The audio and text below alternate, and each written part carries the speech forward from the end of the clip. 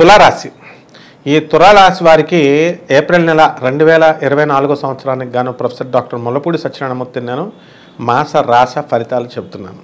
ముందుగా ఈ తులారాశి వారికి అష్టమంలోకి ఏప్రిల్ 22 తర్వాత గురుడు ప్రవేశిస్తున్నాడు. కాబట్టి ఆర్థికంగా మనిషి కొంచెం డల్ అవ్వడానికి అవకాశాలు ఉంటాయి. కాబట్టి మిగిలిన సప్తమంలో ఏప్రిల్ 22 వరకు కూడా ఆర్థికంగా వీళ్ళకి బాగుంటుంది. అండ్ ప్రభుత్వ తర్వాత ప్రైవేట్ ఉద్యోగాలు చేస్తున్నటువంటి వాళ్ళు ఎవరైతే ఉంటారో అటువంటి వాళ్ళకి వృత్తి వ్యాపార ఉద్యోగ విషయాలలో ఎదుగుదల అనేటటువంటిది ఉంటుంది. అండ్ ఈ ఇన్కమ్స్ వచ్చినప్పటికీ మీకు అప్పులు ఇవ్వాల్సినటువంటి వాళ్ళు అప్పులు ఇవ్వాలి, వాళ్ళు కొంచెం లేట్ చేస్తారు. అలాగే మీరు ఇవ్వాల్సినటువంటి అప్పులు ఎవరికైతే ఉన్నాయో అటువంటి వాళ్ళకు మాత్రం మీరు పని కట్టుకొని 23 ఏప్రిల్ తర్వాత ఇచ్చేయడం అనేటటువంటిది జరుగుతుంది. అంటే అంత బాగా మీరు సంపాదన అనేటటువంటిది చేస్తారు. ఇక పంచమంలో ఉన్నటువంటి ఈ యొక్క శనిగ్రహ ప్రభావం వలన మీ సంతానం పైన ప్రభావం ఎక్కువగా చూపిస్తుంది. శని ప్రభావం మొండిగా వాళ్ళు ప్రవర్తించడం, నన్ను 10 లక్షలు ఖర్చు పెట్టి అమెరికా 5 రోజులు తీసుకెళ్ళు అని అడగడం, విహారయాత్రలకి ఒకళ్ళని చూసి ఒకళ్ళు నేర్చుకున్నట్టుగా ఈ పిల్లలు మొండి వైఖరితో నాకు ఆ కారు కొనిపెట్టు అనేటటువంటి ఇంజనీరింగ్కి వచ్చిన పిల్లలు ఉన్నారు. వాళ్ళ కోరికల కోసం వీళ్ళు కూడా తల్లిదండ్రులు అలాగే ఇవ్వడం అనేటటువంటిది జరుగుతుంది. ఈ విధంగా మీ యొక్క గారాభం వల్లనే మీ పిల్లలు పాడవుతున్నారు అనేటటువంటి విషయాన్ని మీరు గుర్తుంచుకోవాల్సినటువంటి అవసరం ఉంది. ఏది ఏమైనప్పటికీ కూడా ఈ యొక్క తులారాశి వారికి ఖచ్చితంగా మనకి ఈ సంతాన విషయంలో కొంచెం తలపోట్లు అనేటటువంటి ఖచ్చితంగా ఉంటాయి. ఇకపోతే 12వ ఇంట ఉన్నటువంటి కేతుగ్రహ ప్రభావం వలన ఏమవుతుందండి, భక్తి పెరుగుతుంది, చాదస్తం పెరుగుతుంది, విదేశాలకు సంబంధించినటువంటి వ్యవహారాలలో మీరు ముందుకు దూసుకెళ్ళిపోతారు.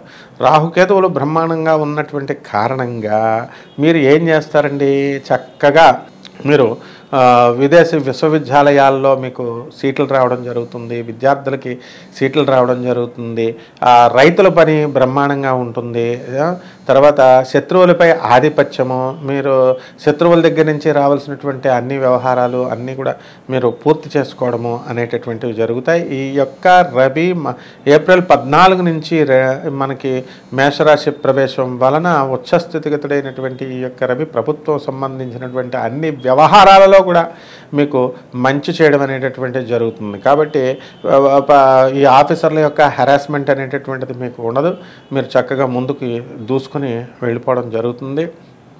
అలాగే ఈ యొక్క గవర్నమెంట్ సంబంధించినటువంటి వ్యవహారాలన్నింటిలో కూడా లబ్ధిని పొందేటటువంటి అవకాశాలు ఉన్నాయన్నమాట. ఇప్పుడు ప్రభుత్వం వారు ఒక 5, 6 ఎన్నో కాంగ్రెస్ పార్టీ వాళ్ళు ప్రకటించినటువంటి స్కీమ్స్ ఏవైనా ఉన్నాయనుకోండి, వాటిల్లోనే మీరు విజయం సాధించడానికి అవకాశాలు అనేటటువంటివి కనబడుతున్నాయి అన్నమాట. ఈ విధంగా మనకి ఈ యొక్క శుక్రుడు మనకి 24 ఏప్రిల్ తర్వాత సప్తమ స్థితిగతులు అవుతున్నాడు. అంటే 24 ఏప్రిల్ తర్వాత అంటే ఆఖర వారంలో మీకు భార్యాభర్తల మధ్య అన్యోన్యత ఇవన్నీ కూడా పెరగడం జరుగుతుంది. అంతకు ముందు వరకు మీకు మీ భార్యతో యుద్ధాలు, ఆ తర్వాత మీ యొక్క అత్తగారులతో మీరు బ్రగశుట్టి దోషం వలన కొంచెం సమస్యలు అనేటటువంటి తెచ్చుకోవడం జరుగుతుంది. అదేవిధంగా మీకు అత్తగారి తరపు నుంచి రావాల్సినటువంటి బకాయిలు ఏవైతే ఉన్నాయంటే కట్నము ఇలాంటి విషయాలు ఇవన్నీ కూడా మీకు ఇంకా మీ చేతికి రావు. అవి అడిగినందుకు ఖచ్చితంగా మీరు నిష్ఠూరపడడానికి అవకాశాలు ఉంటాయి. కాబట్టి ఇలాంటివి ఏమి కూడా చేసుకోకుండా అత్తగారు వాళ్ళతో మీరు మంచిగా ఉంటే మీకు ఈ సమస్య అనేటటువంటిది దీని నుంచి తప్పించుకోవడానికి అవకాశాలు ఉంటాయి. అదేవిధంగా ఈ యొక్క బుధుడు 2 ఏప్రిల్ సప్తమ స్థితిగతుడై ఉండడం వలన మీ భార్య వాళ్ళు జీవిత భాగస్వాములు, వ్యాపార భాగస్వాములు, మీరు కరెక్ట్గానే ఉంటారు, కానీ వాళ్ళు నోరు జారి మిమ్మల్ని ఏదో ఒకటి అనడం వలన మీరేం చేస్తారండి అంటే మీరు వాళ్ళపైన మీరు తిరగబడ్డం, ఆ తర్వాత ఏదో ఒకటి అనడం, అది గొడవలుగా మారడం ఇలాంటివి జరగడానికి అవకాశాలు ఉంటాయి. అదేవిధంగా ఈ యొక్క తులారాశి వారు చేసేటటువంటి నిర్ణయాలు ఏవైతే ఉంటాయో అవన్నీ కూడా తలతిక్క నిర్ణయాలుగా, బుర్రలేని నిర్ణయాలుగా మీరు తీసుకోవడం అనేటటువంటిది ఈ నెలలో జరుగుతుందన్నమాట.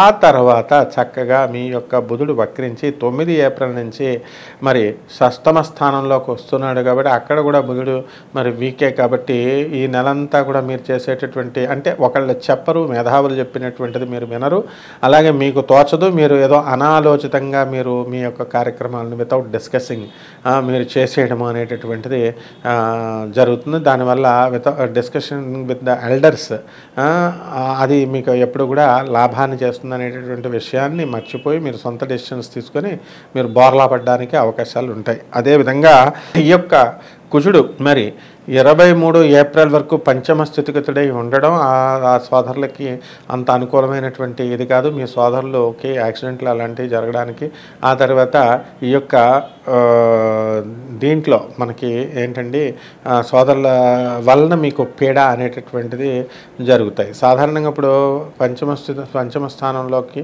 ఈ యొక్క కుజగ్రహం జరిగినప్పుడు చాలామందికి బ్రదర్స్కి యాక్సిడెంట్లు అవ్వడానికి అవకాశాలు ఉంటాయి. ఇది ఇక్కడే చాలామంది ఏంటంటే జ్యోతిషం మమ్మల్ని చెప్పనివ్వకుండా అదేంటండి మీరు మా అన్నదమ్ములకి యాక్సిడెంట్లు అవుతున్నాయని చెప్తారు అని చెప్పేసి బాధపడడం కాదు. నీకు అంత ప్రేమ మీ అన్నదమ్ముల మీద ఉంటే మీ అన్నదమ్ముల చదువులు విద్యాభ్యాసాలు అవన్నీ చెయ్యి.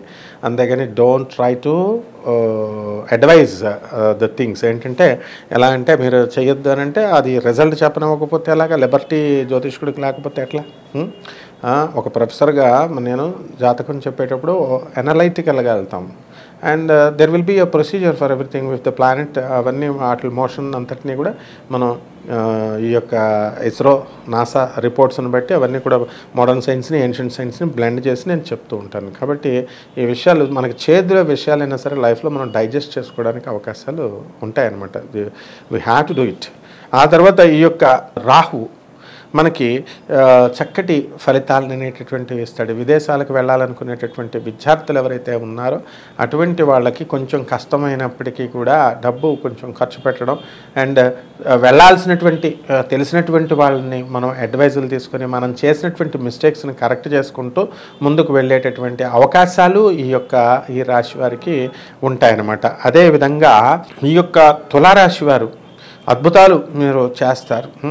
అండ్ వీళ్ళు చిట్ చాటింగ్, తర్వాత ఎక్కువ సొల్లు కబుర్లు, ఆ తర్వాత చెప్పుడు మాటలు వినడము, ఆ తర్వాత ఇతరులకి చిట్ చాటింగ్ చేయడము, ఇలాంటివి మానేసుకుంటే మీకు అద్భుతమైనటువంటి రిజల్ట్స్ రావడానికి అవకాశాలు ఉంటాయి. ఓవరాల్గా ఈ యొక్క తులారాశి వాడికి బ్రహ్మాండంగా ఉంది అని మనం చెప్పొచ్చు. సినీ సంగీత సాహిత్య రంగాలలో ఎవరైతే ఉన్నారో అటువంటి వాళ్ళకి మనకి ఈ యొక్క 24 ఏప్రిల్ తర్వాత మాత్రమే బాగుంటుంది. అప్పుడు మాత్రమే వాళ్ళకి గుర్తింపు అనేటటువంటిది రావడం జరుగుతుంది. ఇక ఈ 6వ ఇంట్లో శుక్రుడు ఉన్నంతసేపు కూడా మీకు కళాకారులకి ఏ విధమైనటువంటి గుర్తింపు ఉండదు. స్త్రీలకు కూడా మనశ్శాంతి ఉండదు. వాళ్ళు తీసుకునేటటువంటి బురదకోర నిర్ణయాల వలన మీరు బాధపడడం, అవతల వాళ్ళని బాధ పెట్టడం, ఇలాంటివన్నీ కూడా ఇంట్లో వాళ్ళని అందరినీ కూడా జరగడం అనేటటువంటివి జరుగుతాయి అన్నమాట. ఇకపోతే మనకి చక్కగా వివాహాలు కానటువంటి వాళ్ళకి వివాహాలు అవుతాయా అండి అంటే 24 ఏప్రిల్ తర్వాత అవుతాయి, ఒక వారం. కానీ అప్పటికి మనకు మూడం వచ్చేస్తుంది కాబట్టి ఇక లేవు అని చెప్పుకోవాలి మనం జూన్ నెల వరకు కూడా.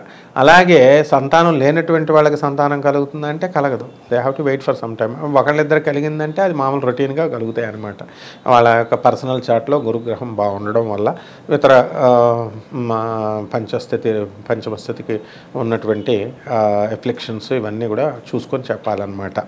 ఆ విధంగా ఈ యొక్క తులారాశి విద్యార్థులు చాలా జాగ్రత్తగా చదవాలి. రైతులు మంచి పంటలను పండిస్తారు, వృద్ధిలోకి వస్తారు, ఖరీదైనటువంటి వస్తువులు కొనుక్కుంటారు. ఇళ్ళు లేనటువంటి వాళ్ళకి ఇళ్ళు కొనడానికి ఎక్కువ రేట్లు అవుతాయి కాబట్టి ఇళ్ళు కొనలేరు. అలాగే ఈ యొక్క వాహన సౌఖ్యం కావాలనుకున్న వాళ్ళకి స్వల్ప వాహన సౌఖ్యం అనేటటువంటిది కలుగుతుంది. కాబట్టి కొంతమంది వాహనాలు చక్కగా కొనడం అనేటటువంటిది జరుగుతాయి. అదేవిధంగా ఇక చేపల రొయ్యల చెరువులు నడుపుతున్న వాళ్ళు బ్రహ్మాండంగా ఉంటారు. ఇక ఈ మిలిటరీ రంగాలలో ఉన్నటువంటి వాళ్ళు, పోలీసులు, సెక్యూరిటీ, ఆ తర్వాత revenue department, commercial tax, income tax డిపార్ట్మెంట్స్లో పనిచేస్తున్నటువంటి వాళ్ళకి అందరికీ కూడా అదనపు ఆదాయాలు రావడానికి అవకాశాలు మీకు పుష్కలంగా ఉండడం అనేటటువంటిది జరుగుతుంది. కాబట్టి ఈ యొక్క రవి మనకి 14 మార్చి తర్వాత సప్తమ స్థితిగతుడై ఉండడం వలన మీరు ప్రభుత్వ సంబంధమైనటువంటి వ్యవహారాలు ఇంతవరకు పెండింగ్లో ఉన్నటువంటి ఏ పనులైనా సరే అవన్నీ కూడా మీకు పూర్తిగా కావడం అనేటటువంటివి జరుగుతాయి. ఇక రెమెడీస్ దగ్గరికి వచ్చేసరికి మీరు ఏం చేయాలండి అని అంటే మనకి మెయిన్గా శుక్రుడు బాగాలేదు కాబట్టి శుక్ర జపం చేయండి, శుక్ర స్తోత్రాలు చదువుకోండి, శుక్రుడికి కిలోంపావు బొబ్బరల్ని చక్కగా తెలుపు రంగు వస్త్రాలని ఇచ్చి పేద బ్రాహ్మణుడికి శుక్రవారం నాడు ఉదయం 6 గంటలకి దానం చేయండి. అలాగే మహాలక్ష్మి తల్లిని ఓం మహాలక్ష్మి నమః అనేటటువంటి మహామంత్రంతో అర్చన చేయండి. తులసి కోటకి తులసమ్మ తల్లికి మీరు ఓం తులసీదేవి అయిన నమః అనే మంత్రంతో మీరు జపం చేయాలి. అదేవిధంగా బుధ జపం, బుధ స్తోత్రాలు చదువుకోవాలా, విష్ణు సహస్రనామ స్తోత్రాలు చదువుకోవాలా. కిలోంపావు పెసల్ని, పచ్చని వస్త్రాన్ని పేద బ్రాహ్మణులకి బుధవారం నాడు ఉదయం కరెక్ట్గా తెల్లవారుజామున 5 గంటలకు దానం చేసుకోవాలి. ఈ విధంగా చేసుకుంటే నెలంతా కూడా మీకు బ్రహ్మాండంగా ఉంటుంది. శుభమస్తు.